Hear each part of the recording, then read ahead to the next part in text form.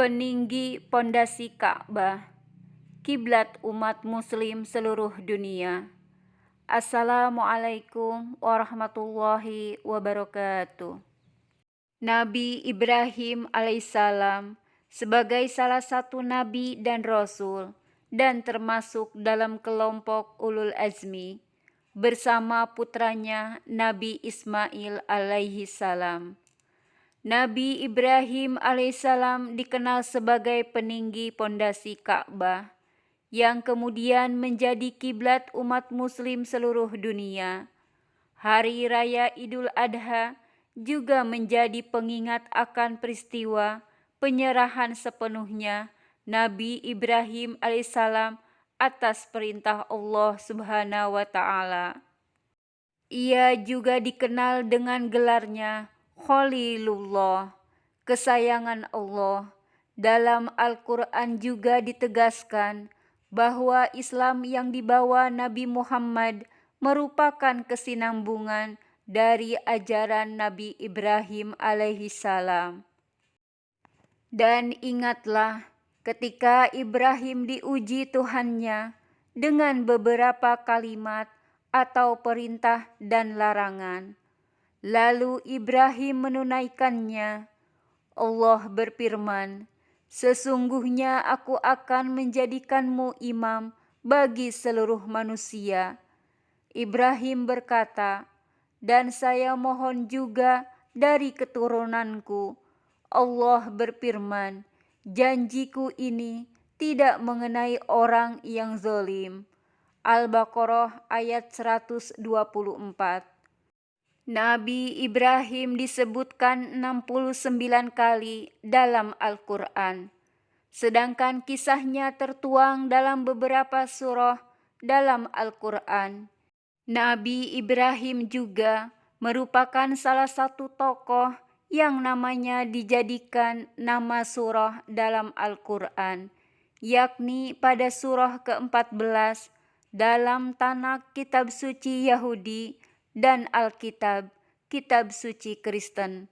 Ibrahim awalnya disebut Abram, kemudian namanya diubah menjadi Abraham saat perjanjian sunat, dan kisahnya termuat pada kitab Kejadian. Perjanjian Allah dengan Ibrahim terkait bangsa-bangsa dan tanah terjanji juga menjadi titik pusat perhatian umat Yahudi. Sedangkan peran Ibrahim sebagai rasul yang mendakwahkan keesaan Allah tidak begitu terlihat dalam Alkitab dan Tanakh bila dibandingkan di dalam Al-Quran. Nabi Ibrahim lahir dari seorang ayah yang bekerja sebagai pembuat patung yang biasanya dijadikan sesembahan. Terkait tempat kelahirannya, pendapat paling masyhur menyatakan bahwa Nabi Ibrahim lahir di Babilonia di kota Ur-Kasdim. Ada juga yang berpendapat bahwa ia lahir di sebuah dataran rendah di Damaskus. Sangat mungkin kepercayaan yang dianut masyarakat kala itu adalah agama Mesopotamia kuno yang menyembah banyak dewa dan dewi. Pendapat lain menyebutkan bahwa kaum Ibrahim merupakan pemuja benda-benda langit seperti matahari, bulan, dan bintang, dan patung-patung yang digunakan untuk ritual merupakan perlambang dari benda-benda langit tersebut, sebagaimana berhala-berhala yang disembah kaum Nuh adalah perlambang dari orang-orang saleh yang telah meninggal. Nabi Ibrahim lahir pada masa kekuasaan seorang penguasa zalim bernama Namrud. Disebutkan bahwa Namrud memiliki pertanda melalui bintang-bintang bahwa akan ada seorang anak laki-laki yang lahir yang akan menghancurkan kekuasaannya. Setelah berdiskusi dengan para penasehatnya, dikeluarkanlah maklumat bahwa setiap bayi laki-laki yang lahir harus dibunuh. Saat mendekati waktu kelahiran, Ibu Nabi Ibrahim kemudian pergi keluar kota dan melahirkan di sebuah gua. Ibu Ibrahim kemudian meninggalkannya di sana dengan berat hati, dan Ibrahim yang masih bayi diasuh oleh malaikat Jibril. Di sana Nabi Ibrahim tumbuh dengan sangat cepat, bahkan bisa berjalan dan berbicara saat baru berusia 20 hari. Kisah ini tidak terdapat dalam Al-Quran maupun Alkitab. Salah satu mukjizat yang dialami Nabi Ibrahim yang disebutkan dalam Al-Quran adalah terkait kekuasaan Allah menghidupkan makhluk yang telah mati. Nabi Ibrahim meminta kepada Allah memperlihatkan cara menghidupkan orang-orang yang telah mati untuk memantapkan hatinya. Allah Subhanahu wa Ta'ala kemudian memerintahkan agar Nabi Ibrahim melatih 4 ekor burung, sehingga mereka dapat segera mendatanginya bila dipanggil. Setelah terlatih, burung-burung tersebut disembelih dan dicincang. Kemudian jasadnya dipencarkan dan diletakkan di tiap-tiap bukit.